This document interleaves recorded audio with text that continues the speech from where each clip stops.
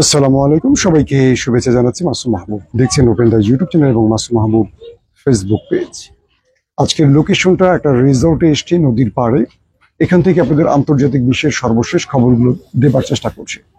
প্রথম খবরটি হলো, নরেন্দ্র মোদীর দেশ ভারতের বিপদ কাটছেই না, এবার পাকিস্তানের হাতে এমন ভয়াবহ কিছু আসছে যে খবরে ভারতের পেলে চমকে গেছে, রীতিমতো কাপড় নষ্ট হয়ে যাওয়ার মতো অবস্থা।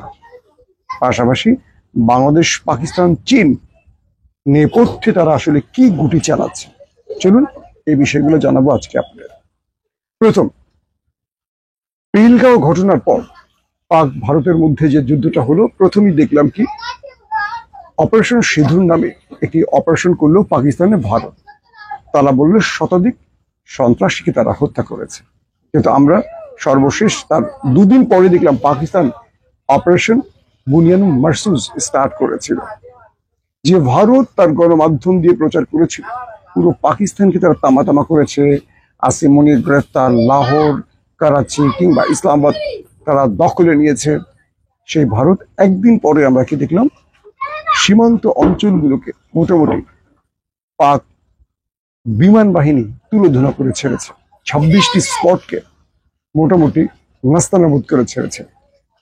কাশ্মীর, শ্রীনগর, পাঠানকোট, রাজস্থান, গুজরাট এরকম 26টি পয়েন্টে পাকিস্তান বিমান বাহিনীর J-10C এবং J-17 থান্ডার ঢুকে যে তাণ্ডব চালিয়েছে ভারত, এখনো সেটা মনে রেখেছে। ভারতের রাফায়েল ব্যর্থ হয়েছে, MiG-29 ব্যর্থ হয়েছে, তাদের Su-30 ব্যর্থ হয়েছে পৃথিবীর সবচেয়ে আধুনিক আকাশ প্রতিরক্ষা সিস্টেম S-400। ভারত যতই মিথ্যাচার করেছে, পাকিস্তান প্রত্যেকটা মিথ্যাচারের জবাব দিয়েছে তথ্য প্রমাণ হাজির করে। যখন ভারতের সেনাবাহিনী কোনো বিষয় উত্থাপন করেছে গণমাধ্যমে, পরক্ষণে পাকিস্তানের গণমাধ্যমে ISPR সেই বিষয়টাকে প্রমাণ করে দেখিয়েছে আসলে সত্য কোনটা। একটা পর্যায়ে ভারতবাসী বুঝতে পেরেছে তাদের গণমাধ্যম যা বলেছে প্রকৃত অর্থে সেই খবরগুলো সঠিক নয়। অর্থাৎ ভারত যা বলেছে এগুলো অধিকাংশ খবরই মিথ্যে। কারণ কি, ভারত যে বিষয়গুলো বোঝাবার চেষ্টা করেছিল তার গণমাধ্যম দিয়ে, একেবারে তাদের হাজার হাজার গণমাধ্যম সেই বিষয়গুলিকে প্রচার করেছে। পরক্ষণে আন্তর্জাতিক গণমাধ্যম Al Jazeera, BBC, CNN, Reuters, TRT World যখন প্রকাশ্যে দেখালো এই লড়াইতে ভারতের পরাজয়, তখন ভারত বুঝতে পেরেছে আর শাক দিয়ে মাছ ঢাকা যাবে না।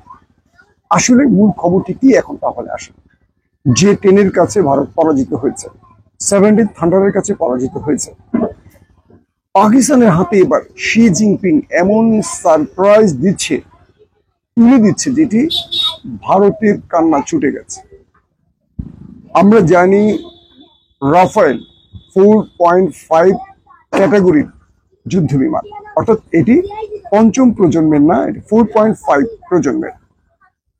আর পাকিস্তান যে প্রজন্মের ফাইটার ব্যবহার করেছে সেগুলো হলো 4, অর্থাৎ চতুর্থ প্রজন্মের। কিন্তু এবার পাকিস্তানের হাতে চীন তুলে দিচ্ছে সবচেয়ে আধুনিক একটি অস্ত্র, যার নাম J-35। এটি পঞ্চম প্রজন্মের যুদ্ধ বিমান। এই খবরটি তখনই আসলো যখন ভারত নতুন করে আরেকটি স্ট্রাইক চালাবার চেষ্টা করছিল পাকিস্তানে। নরেন্দ্র মোদী যখন বুঝতে পেরেছেন যে তিনি এই লড়াইতে হেরে যাচ্ছেন বা তার দেশবাসী তাকে পরাজিত ভেবে ফেলেছেন, তখন তিনি সেনাবাহিনীর সাথে আরেকটা গোপন পরামর্শ করলেন কি করে পাকিস্তানে আরেকটি অপারেশন করা যায়। সেই কারণে তিনি বলেছেন অপারেশন সিঁদুর শেষ হয়নি, সাময়িক সময়ের জন্য স্থগিত রয়েছে। যখনই ভারত পাকিস্তানে আবারও স্ট্রাইক চালাবার জন্য বা আক্রমণের জন্য একটা পরিকল্পনা সাজাচ্ছিল, তখনই হঠাৎ করে এই খবরটি আসলো চীন খুব অল্প সময়ের মধ্যে পাকিস্তানের হাতে তাদের তৈরি সবচেয়ে আধুনিক পঞ্চম প্রজন্মের যুদ্ধ বিমান J-35 তুলে দিচ্ছে। ভারতের হাতে কিন্তু পঞ্চম প্রজন্মের কোনো যুদ্ধ জাহাজ নেই। যারা চতুর্থ প্রজন্মের যুদ্ধ বিমান দিয়ে রাফায়েলকে শুইয়ে দিতে পারে, যারা S-400কে শুইয়ে দিতে পারে, তাদের হাতে যদি পঞ্চম প্রজন্মের যুদ্ধ জাহাজ আসে, যুদ্ধ বিমান আসে, তারা কি করতে পারে? ভারতের গণমাধ্যমগুলো এখন আহাজারি শুরু করেছে। এই পঞ্চম প্রজন্মের J-35 যুদ্ধ বিমানটির মূল ক্যারিশমাটা কি জানেন? এটি এত স্পিডে মুভ করতে পারে যেটিকে মিসাইল টার্গেট করে ক্লান্ত হয়ে যাবে। দ্বিতীয়টা, এটি পৃথিবীর এমন কোনো আকাশ প্রতিরক্ষা সিস্টেম নেই যেটিকে টার্গেট করে এই যুদ্ধ বিমানটাকে ভূপাতিত করতে পারবে। 3 নম্বর, এটি রাডার সিস্টেমকে, টাওয়ারকে সব রকম ফাঁকি দিতে পারবে। অর্থাৎ যখন এটি পাকিস্তানের সীমানায় ঢুকবে, স্টিল প্রযুক্তি বা এটার এমন কিছু প্রযুক্তি চায়না ব্যবহার করেছে যে রাডারকে এটা ফাঁকি দিতে পারবে। রাডার এটাকে খুঁজেই পাবে না। ধরেন S-400 নিচে বসে আছে, এটাকে মিসাইল দিয়ে ধ্বংস করবে, এটা S-400 কে অ্যাটাক করে চলে আসতে পারবে। এবং চায়না এটাকে এত নিখুঁত ভাবে, এবং আমেরিকার পঞ্চম প্রজন্মের যুদ্ধ বিমান বা রাশিয়ার পঞ্চম প্রজন্মের যুদ্ধ বিমানকে বিট করার জন্য মূলত চায়না এটা সেই আদলে তৈরি করেছে। প্রশ্ন হলো, চায়না এটি পাকিস্তানকে দিচ্ছে কেন? চায়না মূলত বুঝতে পারছে যে ভারত আমার শত্রু, আবার ভারত পাকিস্তানের শত্রু, তাহলে পাকিস্তানকে দিয়েই আমি কাটা দিয়ে কাটাটা তুলি। আপনাদের কাছে একটি খবর আমরা এর আগেও বলেছি, আবার নতুন করে বলি। যখন ভারত পাকিস্তানের মধ্যে যুদ্ধটা শুরু হয়, তখন আমরা জানি, প্রিয় দর্শক, যেটা বলছিলাম, J-10 যুদ্ধ বিমান দিয়ে চীনের PL-15 মিসাইল ব্যবহার করেছিল পাকিস্তান, এবং এতেই কাহিল হয়ে গেছে ভারত। এখন বলা হচ্ছে যে শি জিনপিং পাকিস্তানকে যে J-35 দিচ্ছে, এটি ভারতের রাডার সিস্টেমকে ফাঁকি দিবে, আকাশ প্রতিরক্ষা সিস্টেমকে ফাঁকি দিবে। এবং পাকিস্তানের পাইলটরা যে ক্যারিশমা ইতিমধ্যে দেখিয়ে বিশ্বকে অবাক করে দিয়েছে, তারা পৃথিবীর প্রথম কোনো পাইলট যারা রাফায়েলের মতো যুদ্ধ বিমানকে ভূপাতিত করেছে। S-400 যেটা যুদ্ধ বিমানকে ভূপাতিত করবে, সেই যুদ্ধ বিমান উল্টো রাশিয়ার S-400 কে ভূপাতিত করে দিয়ে আসে। এই দুটো পাকিস্তানের ইতিহাস। তাদের হাতে যদি এখন J-35 পঞ্চম প্রজন্মের যুদ্ধ বিমানটা আসে, তারা কি করতে পারে? তো শি জিনপিং মূলত পাকিস্তানকে দিয়ে ভারতের কাটা তুলতে চায়। এবং আপনারা যেটা বলছিলাম যে যুদ্ধ চলাকালীন সময় পাকিস্তানকে বলা হয়েছিল যে তাদেরকে স্বল্প মাত্রার মিসাইল দিয়েছিল চীন, কিন্তু যুদ্ধ চলাকালীন সময় চীন তাদের হাতে তাদের নিজেদের ব্যবহারের জন্য যে মিসাইলগুলো রেখেছিল, এগুলোই পাকিস্তানকে দিয়ে দিয়েছিল ভারতকে মারার জন্য। এবং পাকিস্তান সেই মিসাইল দিয়ে ভারতের ভিতরে তাণ্ডব চালিয়েছে। এটা আমার কথা না, এটা ভারতের বড় বড় গণমাধ্যমের খবর। ইন্ডিয়ান টাইমস বা ইন্ডিয়ান যে গণমাধ্যমগুলো আছে তারা বলছে যে পাকিস্তান তাদের স্বল্প পাল্লার মিসাইলের কথা বললেও মূলত চীন তাদের লং ডিস্টেন্সের মিসাইলগুলো দিয়েছিল ভারতে মারার জন্য। তো এই 35 যদি তাদের হাতে আসে, এই 35 এর মাধ্যমে তারা ভারতের কি করতে পারে একবার চিন্তা করেন।